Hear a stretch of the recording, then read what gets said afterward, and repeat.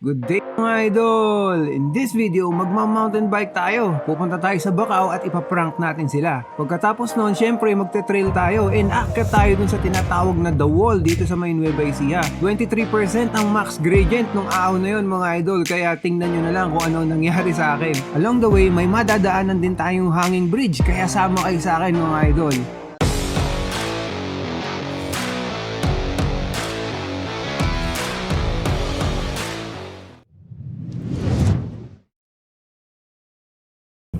Before anything else mga idol, this video is entirely shot using Insta360 cameras. Tatlo yung camera na ginamit ko. Yung isa ay Insta360 1R, yung isa naman ay 1X2, and yung isa naman ay Go 2. Actually, meron silang sale ngayon, November 1 to 11. Ito yung mga discounts na pwede nyo makuha pagka ginamit nyo yung link sa may description sa baba. Gamitin nyo yung link na yon kasi kung hindi nyo gagamitin yon, baka hindi nyo makuha yung discount mga idol. Baka sa ibang tindahan kayo mapunta. Alam nyo naman sa Lazada, maraming reseller, so baka mamaya hindi kayo dun sa may legit na tindahan makabili. So yon mga idol, diretso na tayo sa video.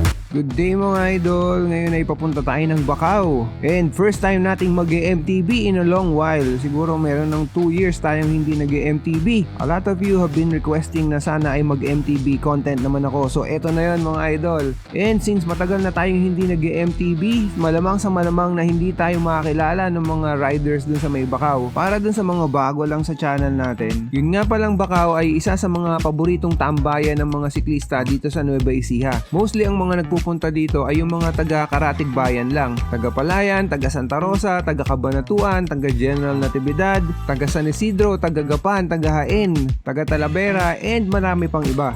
Kanina inabanggit ko na matagal na tayong hindi nagma-mountain bike. Kaya ang gagawin natin ngayon ay pupunta tayo sa Bacau at hindi tayo magpapakilala. Titingnan natin kung makikilala nila kung sino yung naka-mountain bike na to. Ang medyo familiar lang sa suot ko ay yung helmet mga idol. Yung bisikleta naman ay matagal na lang hindi ito nakikita, 2 taon na, so malamang hindi rin nila makilala. Matagal na rin akong hindi naggo-content ng MTB, so malamang hindi na rin nila kilala yung bike na to. So malalaman natin yan mga idol. Ito, testingin natin sa mga bata na to.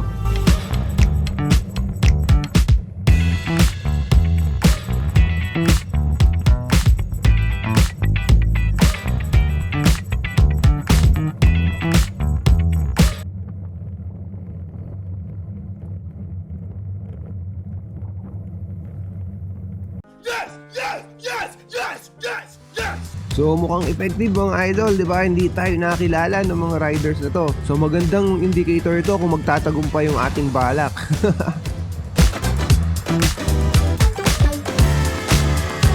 Pagdating dito sa may kanto ng Fort Magsaysay, may nag-text sa akin. So tiningnan ko muna, tapos tiningnan ko na rin yung ibang notifications. Kaya huminto muna ako dito sa gilid. Ito yung nangyari mga idol.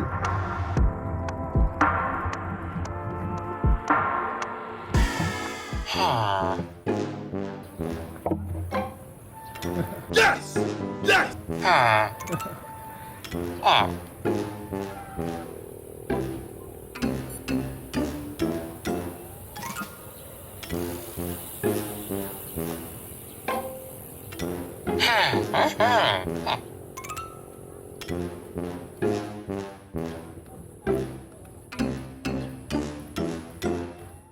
A few inches later.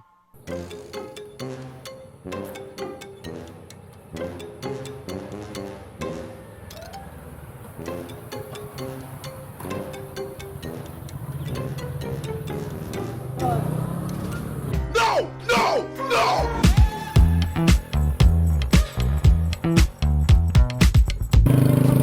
Tara, tara. Ito. Mukhang kuya idol, sabi ko na si Val. Ano mo ako nakilala? Siyempre idol eh. Nasa ganito na ako ng uniform. Siyempre idol, kilala kita.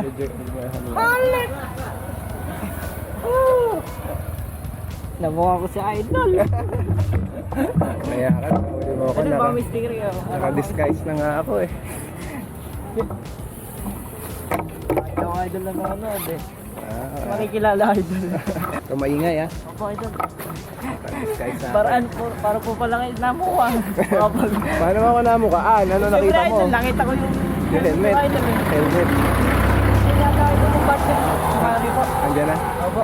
So yun, meron nakakilala sa ating isa. Failed ang ating attempt mga idol, pero lipat tayo ng location. Baka sa ibang location hindi na tayo makakilala. Sinabi ko na lang sa kanya na huwag siyang maingay, di ba? Reset tayo, reset.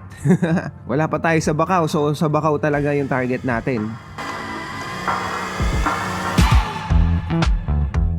Nga pala mga idol, yung video natin na to ay dalawang video, no? Yung isang video ay itong nakadisguise tayo. Then pagkatapos nitong nakadisguise tayo na video ay nag-shoot ulit ako ng isa pang video. Pupunta naman tayo sa trail nun mga idol. Pupunta tayo sa Kinabalugaan. Mamaya magugulat kayo kung gaano kaganda yung lugar na yon. At gaano katarik yung mga ahon para makarating lang sa lugar na yon. Doon din sa may second part na yon, iba-bike check natin yung bike na gamit natin. Itong prototype na bike. So doon sa mga interested kung paano yung race setup ng ating bike, malalaman nyo mamaya mga idol.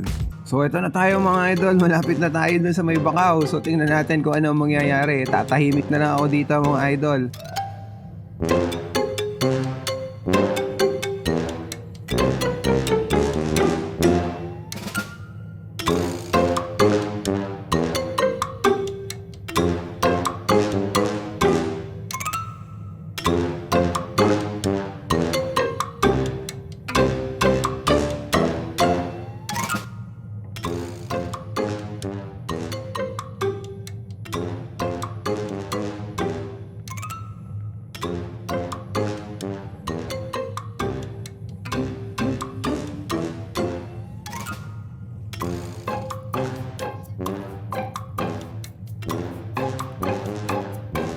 So far so good mga idol, wala pang nakakilala sa atin.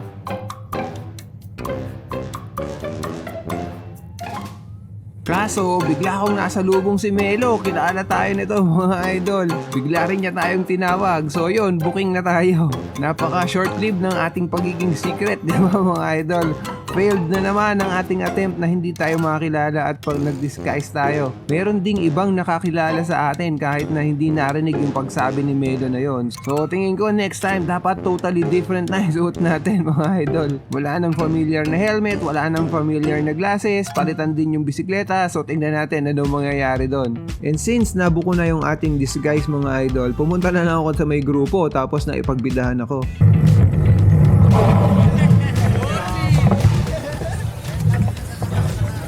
Ano? Pagka natalo ko kayo, ako na lang. Kalang trail. Magte-trail pa lang. Practice pa lang. Ganda ng topic ka po. Ayan o, Melo Works o. Melo Works yan mga idol o. Melo Works. May pro na po tayong rider. Ito, si 7-Eleven. Naging biker dude na. Si Biker Shop. At dahil nabuking nga ang aking disguise, nagtuloy-tuloy na ako na nagpakilala dun sa ibang rider. And dahil doon, nagpunta yung mga ibang riders na hindi na originally nakakilala sa akin. And nagpa-picture sila and humingi rin ng mga stickers. Yung iba naman, nagpa-shoutout pa para sa mga kaibigan nila. Ganun talaga usually dito sa may Bacau mga idol kasi marami dito na mga subscribers natin. And siyempre, mahirap naman na hindi sila pagbigyan kapag nagre-request na ganito. Unless kung papaalis na yung grupo. O, wala na!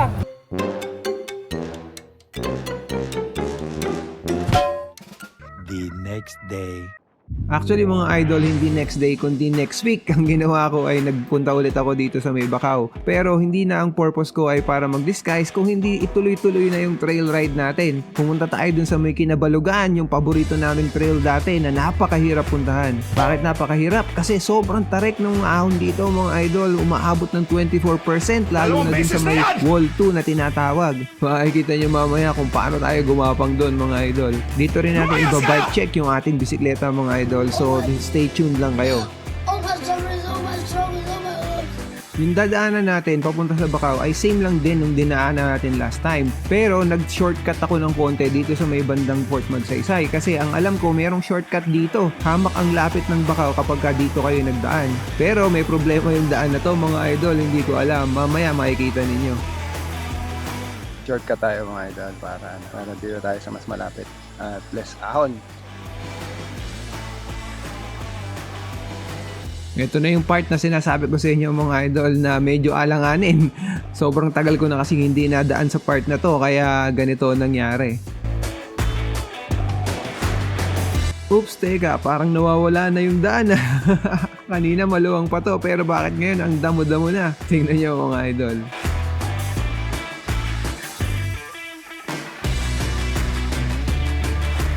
Oops, bakit mayroon ditong tulay na kawayan? Dati wala naman ito pero ngayon mayroon ng ganito. Tapos parang napakasukal na. Kaya nag-decide ako mga idol na dumaan na lang doon sa may isang daan na mas maluwang pero hindi mas shortcut. Ayoko sa ganito kasi baka mamaya may ahas na dito. Paano pa tayo? Mukhang masyadong masukal. U-turn tayo mga idol. Mukhang hindi na to talaga daan. No? Wala nang masyadong wala nang masyadong clearing. Okay, U-turn.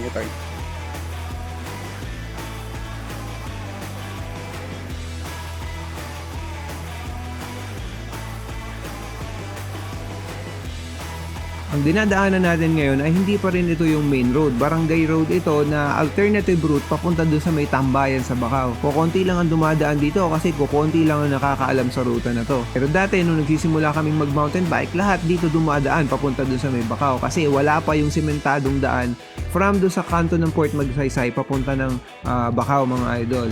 And finally, nasa Bacau na tayo pero hindi na tayo hinto. Diretso tayo sa trail mga idol para maipakita ko na sa inyo yung sinasabi ko na matatarik na ahon. May hanging bridge nga rin pala dito kaya tumawid tayo doon. Tingnan natin kung kakayanin na tumawid doon sa may hanging bridge na napaka-precarious talaga ng pwesto. May napansin ba kayong nagbago mga idol? Ang nagbago ay yung camera ang gamit natin. Nung unang araw, ang gamit natin ay yung Insta360 One R na 360 edition. And then sa bandang simula ng second day, ang gamit naman natin ay yung Insta360 Go 2. And then ngayon naman, kapapalit ko lang, ang gamit naman natin ay yung Insta360 One X2. Lapit na tayo dun sa may 5. Mga tarik na ahon. Hopefully kayanin. Pagka wala po siya, may granny gear tayo. Nakakayanin natin dun. Sana. Sana.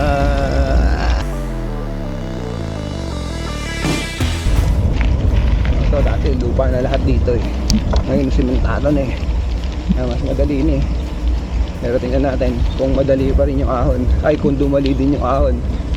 Kasi hindi pa to. Ano lang to, warm up. Dun sa part na yan, diba, parang may clearing. Diyan, ano yan eh, dyan nilalagay yung howitzer ng mga sundalo. Nung huling punta ko dito, may nakasetup. Saka nagte-test fire sila. Boom! Boom! Battle! Woohoo! Yan natin. Practice lang sila dito. Pa-practice sila dito. Natin kung may tingnan natin kung may canyon dito. Pero dito yung practice nila. So ayun lang. Nakita ko lang sa inyo saan sila nagpapasabog. Tayo doon. Pwede naman dito. Hop. Hop, taas. Hop.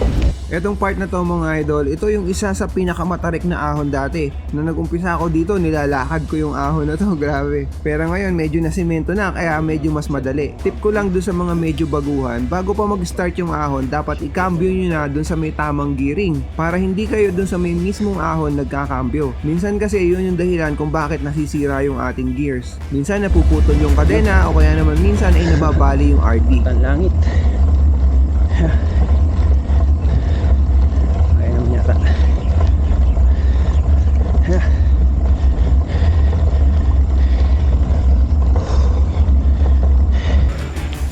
Pati gear ng bike ko sumusurrender. So ito naman ngayon ay lusong sa gilid oh. Ganda. Ito recovery naman, papunta tayo sa hanging bridge. At pakita ko sa inyo kung ano nangyari dun sa hanging bridge na yun. Matusurprise kayo dun sa hanging bridge. Aspag ah. Ano ba nangyari? Bakit di ako makasipa? Yan talaga mga araw na gano'n, diba mga idol? Hindi makasipa. Alam ko na, hindi ako nagkanin kagabi. Ng tanghalian, kumagahan lang ako nagkanin kahapon. Tapos puro gulay na, lunch. Tapos dinner, puro gulay, grabe. Medyo bawas tayo ng carbs. Wala tayong carbs. Okay lang naman. Ride lang naman eh. Pero sa karera, huwag nyo gagawin yon kasi pagka hindi kayo nakasipa sa karera, sayang yung ensayo nyo. Lagi kong sinasabi ko sa mga bata, nutrition is key. In the future, pag-usapan natin yan. For the meantime ay dito muna tayo sa trail.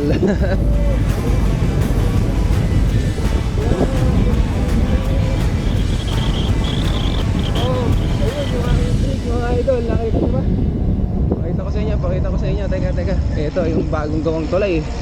Diba? Pakita ko sa inyo yung hanging bridge. Woohoo! Try kaya natin pumunta dyan, ano? Sa hanging bridge na yan. Walang daan doon, no? Puno. Meron daan, pero puno ng damo.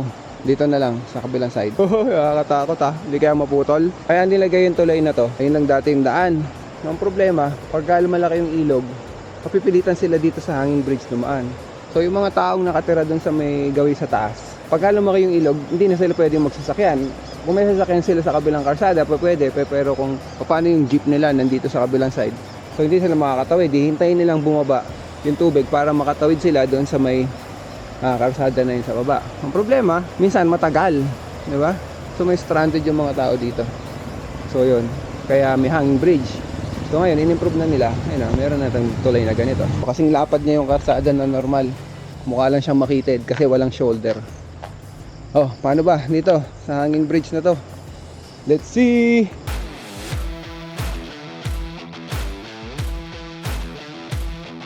Kaya, natin yung tali kung okay pa. Nakatali naman, ano? Oh no. Woo! Hanging bridge. Hangin na. Saan mapuputol. Hawak sa ng kamay. Tagilid eh. Pag may nagnakaw ng bisikleta natin, patay tayo. Nandun siya. Hanggang saan kaya tayo? Hanggang sa gitna. Woo! Gawin mo naman, ano? Kung wala yung tulay na malaki. Ay, madulas. Madulas. Kung malayo ang tulay na malaki, paano na? Diba? Dito na lang dadaan lahat. At this point mga idol, medyo kinakabahan ako kasi medyo madulas yung ating tinatapakan. Basa kasi nung pagkakataon na yan. Tapos yung sapatos natin ay hindi masyadong makapit. Alam nyo yun, yung goma na matigas doon sa may sapatos, di ba? Halos plastic na yung kanyang consistency. So hindi siya kumakapit doon sa may bakal, and ang dali nating madulas pag ganyan. Medyo nakatagilid yun yung talay, di ba? Kung napansin niyo, every step na kuhanin ko dito mga idol ay dumudulas yung aking sapatos. And there is a real danger na mag-slide tayo papunta sa may baba. It's either babagsak tayo sa mga buhangin o kaya naman sa mga bato or doon sa tubig. Anyway, dito naman na tayo sa kalahati. Halos, hindi, 1/4 lang. Dito naman na tayo sa 1/4. I don't wanna risk it. Ayoko pumunta na sa may gawing gitna. Why are you running? Why are you running? I don't wanna risk it na. Balik tayo, aahon pa tayo eh, di ba? Bago pala lahat, nga pala, di ba, nag-mountain bike tayo, hindi man lang natin ipinakilala yung mountain bike natin sa inyo. Sorry, hindi ko man lang ipinakilala sa inyo yung mountain bike ko. So, ito, ipapakilala ko muna sa inyo. Ito, type na mountain bike, no? So, ito yung usual na mountain bike ko na ginagamit sa mga karera dati, way back 2015, ganun, 2014, 2015, 2016. Pero na-shift ng konti tayo sa may road bike, kaya medyo nakalimutan natin si mountain bike. Pero ito, nagbabalik tayo kasi namimiss ko na rin yung trail, katulad na itong pinuntahan nga natin, di ba? Sabi ko nga sa inyo. So, ano ba yung mga components nito? Ano ba yung frame? Ito ay Minim 9 by Crest Pursuit. Yes, shoutout kay Owen ng Crest Pursuit. Siya yung may-ari nito. Siya yung may-ari ng shop. Siya yung may-ari ng shop kay Owen Soriano. Nasa Singapore siya ngayon. Shoutout sa you, brother. So, siya ay 29er. Tapered headset. No? 1.5. Tapos, 31.6 na seat post. Seat post niya ay galing din sa kanya kay Owen. Quick release pa. Hindi pa siya through axle. Ano? Pero okay pa rin naman sa akin, hindi naman siya kawalan yung pagiging hindi niya true axle. Nakarera ko na to sa Timberland, Tarlac, sa Pampanga, tapos mga iba-ibang lugar, tsaka dito sa Nueva Ecija, syempre hindi mawala. Wala naman ako naging problema dun sa pagiging quick release niya sa likod. So yun yung frame, no? 29er. Yung prototype na pangalan, kaya prototype yan kasi yung binigay sa akin yan ay hindi pa sigurado kung dadalhin talaga dito sa Pilipinas. So prototype pa lang. Ako lang nagpagawa ng sticker na yan, nagkabak-bak-bak na. At tingnan niyo yung kulay, diba? Ganyan daw talaga, sabi ni kilala kong pintor, shoutout kay Teban Pintura. Kapag daw neon talaga, namumuti. Pag naaarawan, mahirap daw talagang kontrolin yan. So yun yung frame natin mga idol. Ganda yan, napaka-solid. So, hanggang ngayon, hindi pa ako pinababayaan. 2014 o 2013 ko siya nakuha. Ano na ngayon, isang dekada na pala siya. Diba? 21 na ngayon, so 8 years na siya yung frame na yan. Sabi nila may expiration daw yung carbon. Ako po, kung expired na to, nadurog na yan, di ba, habang ginagamit ko. So hindi totoo yan mga idol. Since fork, ang gamit natin na fork ay Fox 32. Ewan ko kung pa to, pero 8 years na rin yan. Fox 32 Performance Series, so hindi siya pang karera, pang lang siya, pang mid-level, hindi naman siya yung lowest end yata, no? Tapos true axle 20mm. Tapos may quick release, may lockout na feature. Tapos may air shock siya. Tapos may rebound sa ibaba, hindi ko na ginagalaw yun, basta na-set mo na yung rebound. So yun na siya. Medyo marumi mga idol kasi ginamit ko siya sa trail last time na hindi ko masyadong nalinis, no? Pasensya na kayo. Set, nung binuo ko to ay yan na yung wheelset niya, hindi ko na pinalitan. Actually, siya ay galing sa Giant na race bike. No, Giant na built bike. Ay galing sa Giant na built bike. Ang kanyang ang model ay PXC2. Tapos meron siyang tubeless converter sa loob. Plastic, hindi siya yung tape. Parang may nabili ko dati sa Bontrager,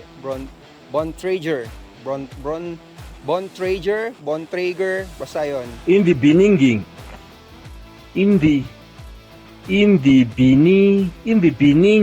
Nabili ko, tapos yun yung nilagay ko dyan, sinalpa ko, tapos nilagay ko yung gulong, easy assembly, no? Wala nang tape. Tapos meron talaga siyang groove para sa maging tubeless.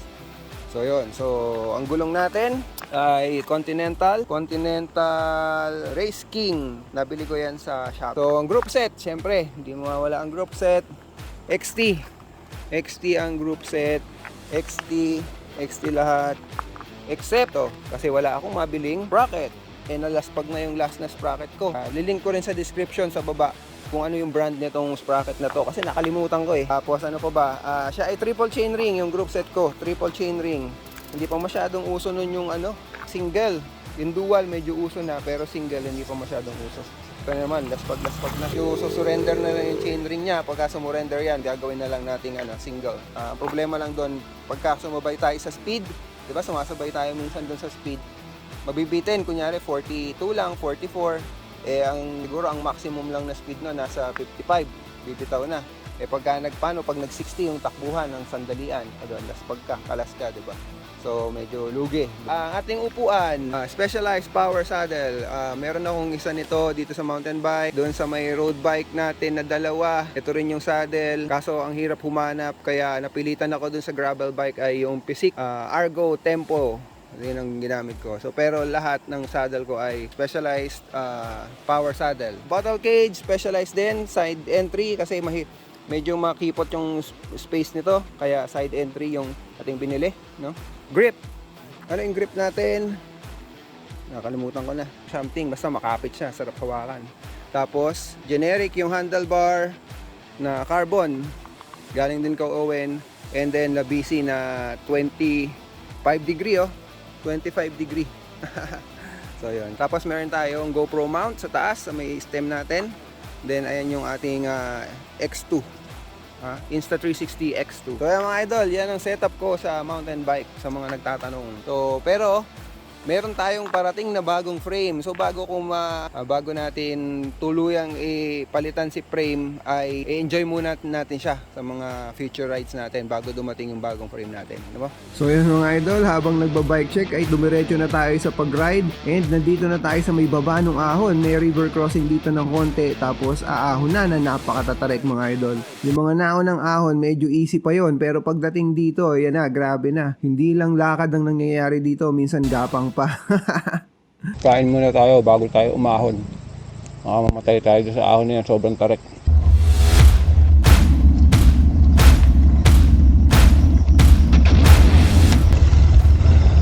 Maangat yung unang gulong natin.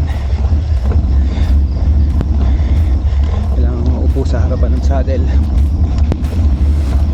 Buti na lang mga idol, sinimento na yung lugar na to kasi noong unang panahon ay dumudulas-dulas yung gulong namin dito kasi yung karsada ay lupa pa tapos may bato-bato. So at least ngayon mas madali na kasi simentado na siya. So 15% pero hindi pa yan yung worst na ahon natin. Meron pang darating mga idol, yung wall 1. Tingnan nyo kung gaano katarik. Ito na yung wall 1. Get ready. Get ready, Jello. Ready or not, here I come.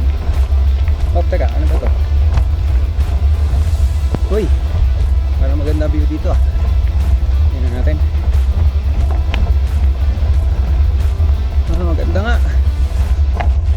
Woo! Oh, nice. Woo! Ganda. Doon tayo sa dulo. Dito tayo. Nagaling tayo doon. Doon tayo papanik sa taas. Aakyat. Mataas na yun. Doon. Basta doon. Bago doon sa bundok na yun. Mas galing tayo sa baba na yun. Naman tayo dyan. Paikot. Pahinga tayo sandali. Sila. Mid-ring tayo. Mid-ring. Tapos hindi naman 50. 48. Ako. Yarang nga. Last na ako dito. Mani-mani lang to eh. Pero that was 6 years ago. Ito na. Whew. Okay, kaya pa. Mas madali. Hindi naman kailangan matulin. Kailangan lang makarating. May granny pa tayo. Pero maangat yung harapan. Upo ulit sa harapan ng upuan. Bagal. Yan siya na mga idol. Gilibot lang tayo. Kumarera na kami dati dito eh. Nag second place ako kay Pro Gerald Valdez. Shoutout sa iyo idol. Ito rin bike na ito yung gamit nun. Yan mas matarik. Yung last part na yan. Ito yung tinatawag na wall 1. Yan takbo. Sais. Ay kita ko na ang ending.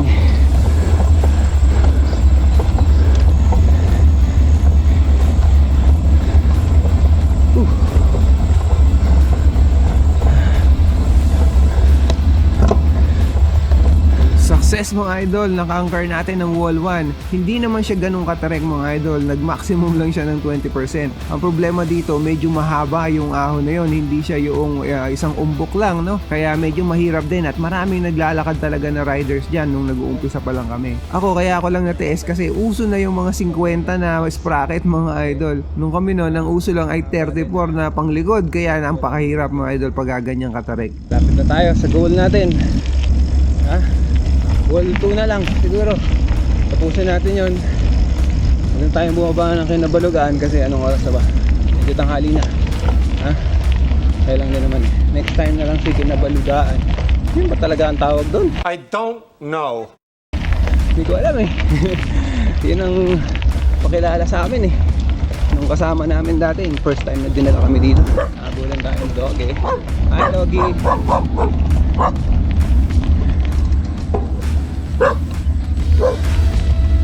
Awesome.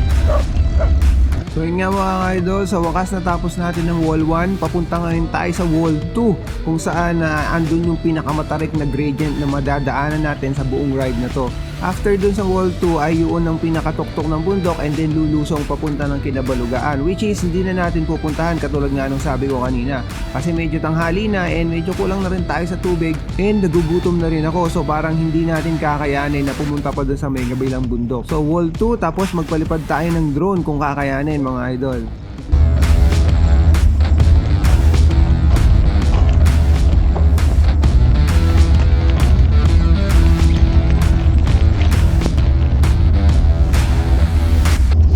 Tayo dito. So, idol. Pahinga lang tayo sandali, diba? Sa totoo lang, takot akong puntahan siya.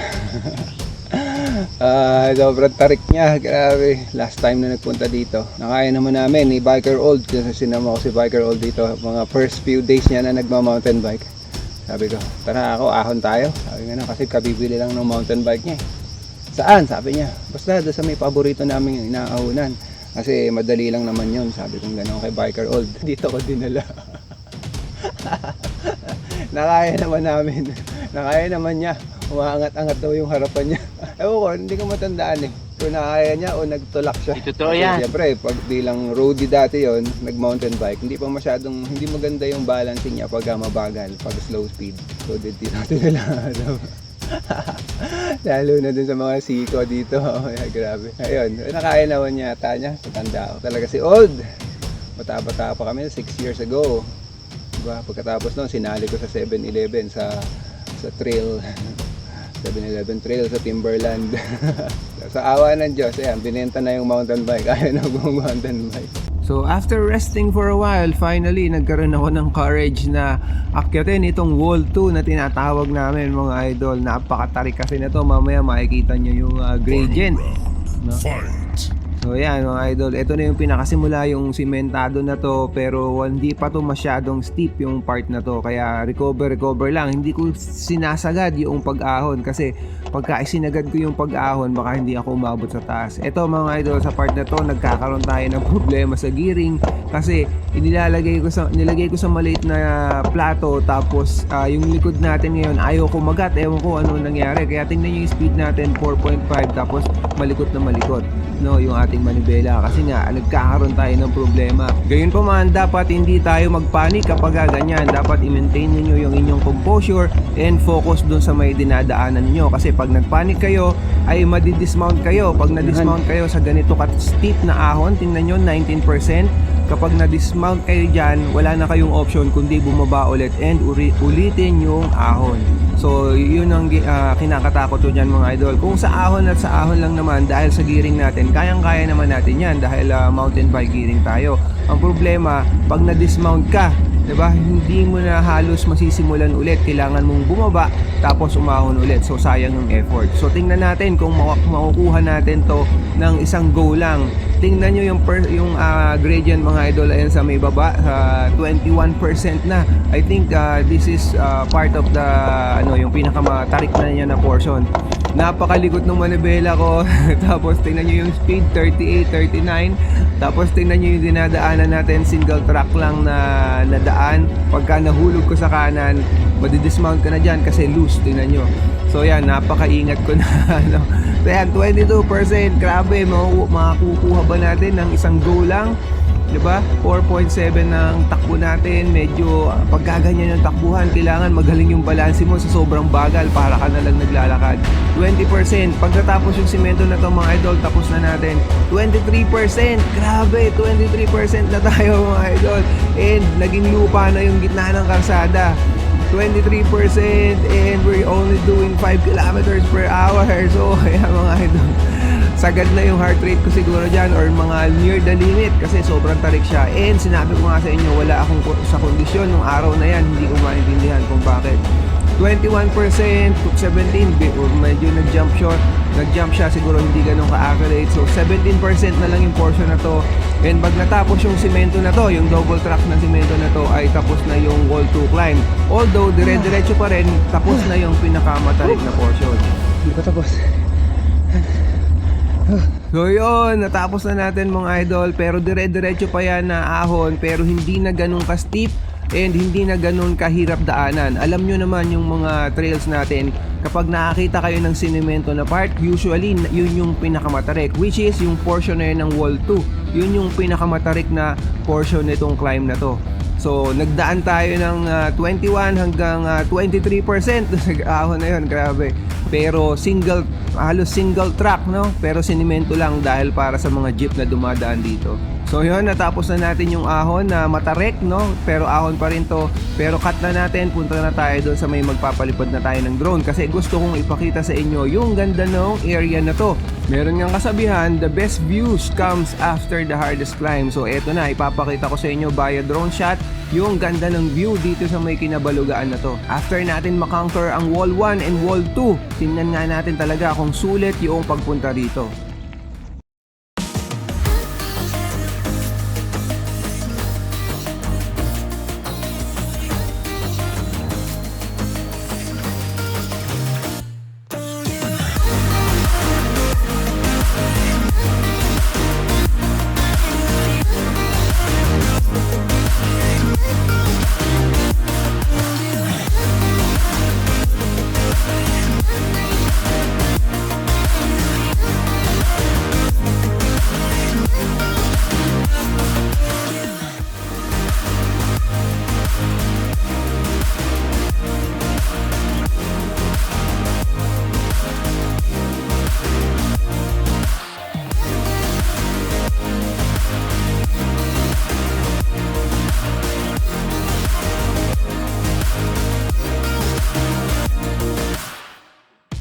So yon, after natin magpalipad ng ating drone ay bumaba na tayo kasi nagugutom na talaga ako nito mga idol.